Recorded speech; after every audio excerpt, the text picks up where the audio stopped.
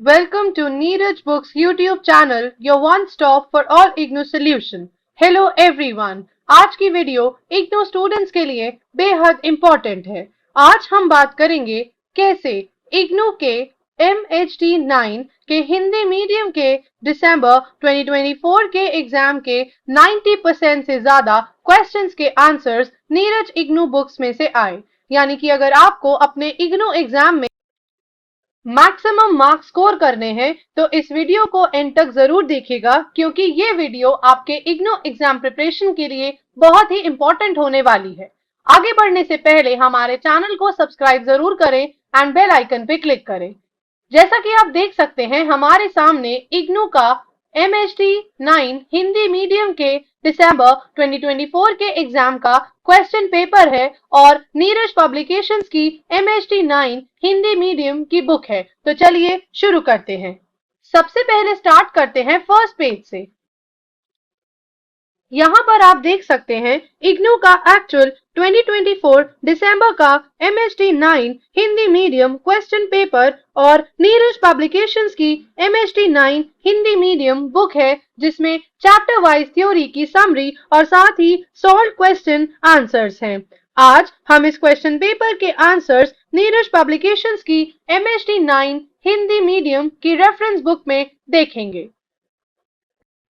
यहाँ क्लियरली दिख रहा है कि इग्नू MHD9 हिंदी मीडियम के दिसंबर 2024 क्वेश्चन पेपर्स का 90% से ज्यादा answers Neeraj MHD9 Hindi medium book के चैप्टर्स में ऑलरेडी दिए गए हैं। तो आइए इसकी डिटेल स्टडी करते हैं। इसमें पहला क्वेश्चन है, भारतीय परंपरा में आख्यान के स्वरूप का विवेचन कीजिए। आंसर रेफरेंस के लिए हमें चेक करना होगा नीरज बुक्स का अध्याय 1 प्रश्न 1 पेज 4 प्रश्न 2 तथा पेज 5 प्रश्न 4 और प्रश्न 5। तो चलिए नीरज बुक्स के उस पेज पर जहां पर आंसर का डिटेल्ड एक्सप्लेनेशन प्रोवाइडेड है।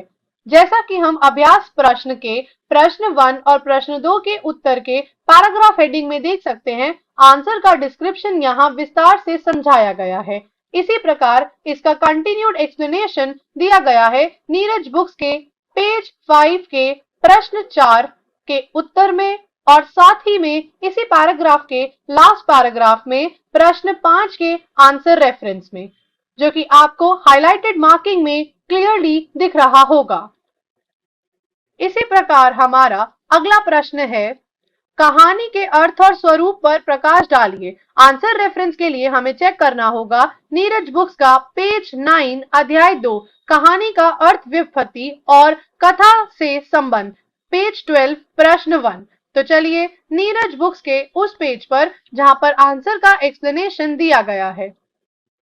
जैसा कि हम स्क्रीन पर कहानी का अर्थ व्युत्पत्ति और कथा से संबंध पैराग्राफ हेडिंग मार्किंग में देख सकते हैं, आंसर को यहाँ विस्तार से समझाया गया है। इसी प्रकार इसका कंटिन्यूड एक्सप्लेनेशन दिया गया है नीरज बुक्स के अभ्यास प्रश्न के उत्तर 1 के रेफरेंस में, जो कि आपको हाईलाइटेड मार्किंग में दिख रहा होगा। इसी प्रकार हमारा अगला प्रश्न है, कहानी और संस्मरण में अंतर स्पष्ट कीजिए। आंसर रेफरेंस के लिए हमें चेक करना होगा नीरज बुक्स का पेज 18 अध्याय 3 कहानी और संस्मरण। तो चलिए नीरज बुक्स के उस पेज पर जहां पर आंसर का एक्सप्लेनेशन प्रोवाइडेड है। जैसा कि हम स्क्रीन पर हाईलाइटेड मार्किंग में देख सकते हैं, कहानी और संस्मरण पैराग्राफ हेडिंग के अंदर आंसर का डिटेल्ड एक्सप्लेनेशन आपको यहाँ मिलेगा। इसी प्रकार इसका कंटिन्यूड एक्सप्लेनेशन क्वेश्चन पेपर के ही आंसर रेफरेंस में विस्तार से समझाया गया है। इसी प्रकार हमारा अगला प्रश्न है, कहानी की भाषिक संरचना पर प्रकाश डालिए। आंसर रेफरेंस के लिए हमें चेक करना होगा नीरज बुक्स का पेज 40 प्रश्न 2 तथा पेज 38 प्रश्न 4। तो चलिए नीरज बुक्स के उस पेज पर जहां पर आंसर का एक्सप्लेनेशन प्रोवाइडेड है। जैसा कि हम नीरज बुक्स के पेज 40 प्रश्न 2 के आंसर रेफरेंस में देख सकते हैं, इस पर्टिकुलर आंसर का डिटेल्ड एक्सप्लेनेशन यहाँ प्रोवाइड किया गया है। इसी प्रकार इसका कंटिन्यूड एक्सप्लेनेशन समझाया गया है नीरज बुक्स के पेज 38 प्रश्न 4 के उत्तर रेफरेंस में, जो कि आपको हाइलाइटेड मार्किंग में दिख रहा होगा। इसी प्रकार हमारा अगला प्रश्न है, दक्षिण पूर्वी एशिया की कहानियों का सामान्य परिचय दीजिए। आंसर रेफरेंस के लिए हमें चेक करना होगा नीरज बुक्स का पेज 80 अध्याय 11 दक्षिण पूर्वी एशिया में कहानी। तो चलिए नीरज बुक्स के उस पेज पर जहां पर आंसर का एक्सप्लेनेशन प्रोवाइडेड है।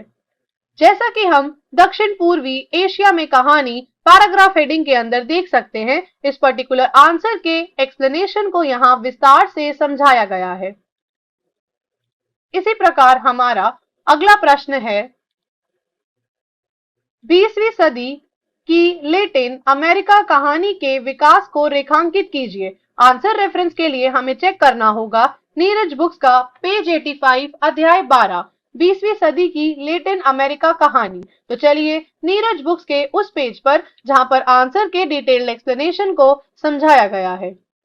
जैसा कि हम स्क्रीन पर हाइलाइटेड मार्किंग में देख सकते हैं, 20वीं सदी की लैटिन अमेरिका कहानी आंसर रेफरेंस में यहाँ पैराग्राफ में टॉपिक हेडिंग के अंदर आंसर को विस्तार से समझाया गया है। इसी प्रकार हमारा अगला प्रश्न है,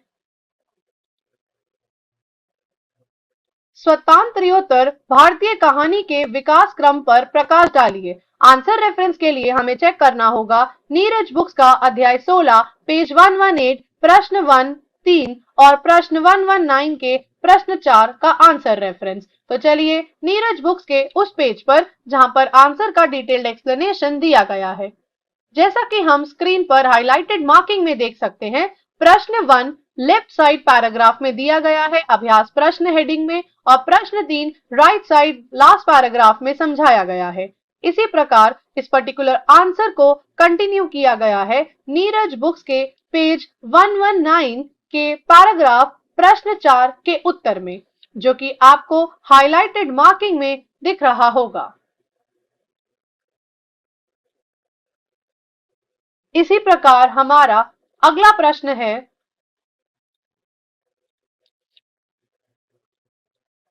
हिंदी कहानी के विकास में प्रेमचंद के योगदान की चर्चा कीजिए। आंसर रेफरेंस के लिए हमें चेक करना होगा नीरज बुक्स का अध्याय 17 पेज 123 प्रेमचंद और हिंदी कहानी तथा पेज 127 प्रश्न 3। तो चलिए नीरज बुक्स के उस पेज पर जिस पर आंसर का एक्सप्लेनेशन दिया गया है। जैसा कि हम स्क्रीन पर हाइलाइटेड मार्किंग में देख सकते हैं, प्रेमचंद और हिंदी कहानी पैराग्राफ हेडिंग के अंदर आंसर का विस्तार से यहाँ एक्सप्लेनेशन प्रोवाइड किया गया है। इसी प्रकार इस पर्टिकुलर आंसर को एक्सप्लेन किया गया है नीरज बुक्स के पेज 127 के प्रश्न 3 के उत्तर में।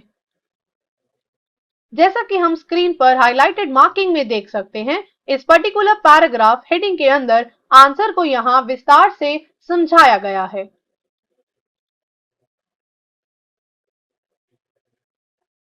सिमिलरली हमारा अगला प्रश्न है,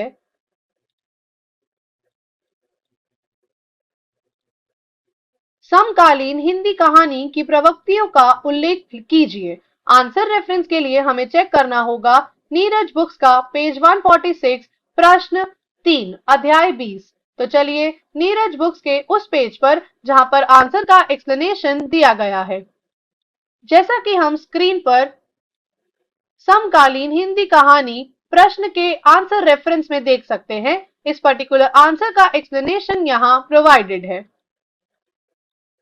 इसी प्रकार हमारा अगला प्रश्न है, निम्नलिखित में से किन्हीं दो पर टिप्पणियां लिखिए।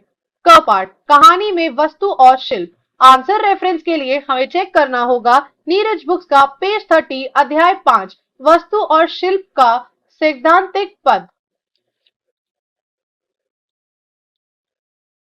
जैसा कि हम स्क्रीन पर हाइलाइटेड मार्किंग में देख सकते हैं, इस पर्टिकुलर आंसर को यहाँ विस्तार से समझाया गया है। इसी प्रकार हमारा अगला प्रश्न है,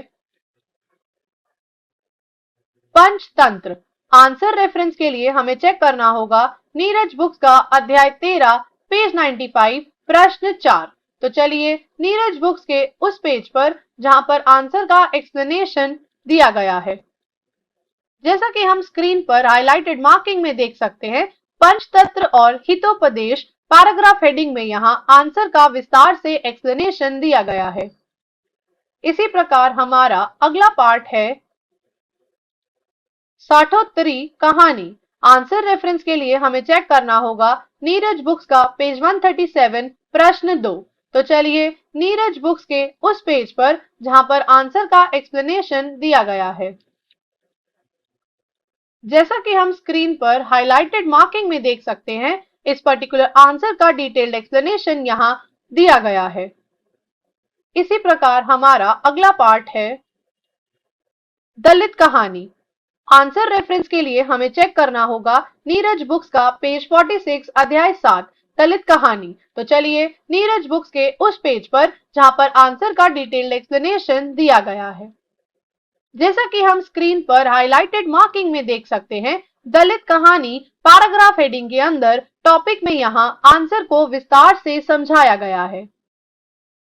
तो आपने देख और समझ लिया होगा कि किस प्रकार लगभग सभी आंसर्स नीरज बुक्स में मिले। और अगर आपने Neeraj books MHD 9 Hindi medium book से अपनी एग्जाम प्रिपरेशन करी होती तो आपको अपने एग्जाम्स में स्कोर करने का एक बहुत ही बढ़िया सॉल्यूशन मिलता, क्योंकि आपको नीरज बुक्स में previous year solve papers, chapter wise theory, important questions with answers, multiple choice questions सब कुछ एक ही बुक में मिलता है। तो आपको किसी और बुक, 10 ईयर क्वेश्चन बैंक या फिर ऑनलाइन नोट्स ढूंढने की जरूरत नहीं पड़ेगी। Neeraj books will be your one and only solution to score excellent marks in your IGNOU exams।